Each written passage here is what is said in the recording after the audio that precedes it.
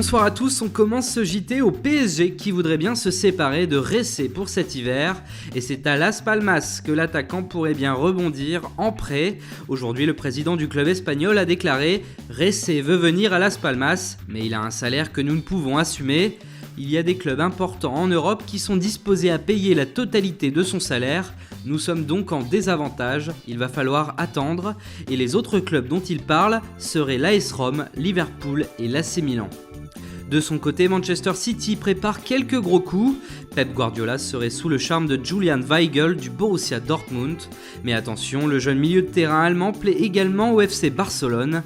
Même chose pour Steven Nzonzi qui est courtisé par les Sky Blues et par les Blaugrana. En défense, les dirigeants des Citizens sont sérieusement pistés un joueur qui a la cote en ce moment. Il s'agit de Virgil van Dijk, le rock de Southampton. On parle d'un chèque de 60 millions d'euros pour boucler ce transfert, cet hiver ou cet été. Sur ce mercato de janvier, en tout cas, il y a bien un club qui va s'activer, c'est la Juve.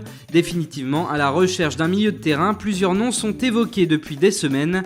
Axel Witsel du Zénith, Corentin Tolisso de Lyon, Thomas Rincon du Genoa et là aussi Steven Nzonzi de Séville. Et la liste des joueurs pistés par les dirigeants bianconeri est vraiment longue puisque Jordan Verretou, Malcolm, Yacine Brahimi et Thiemoué Bakayoko ont également été liés aux champions d'Italie.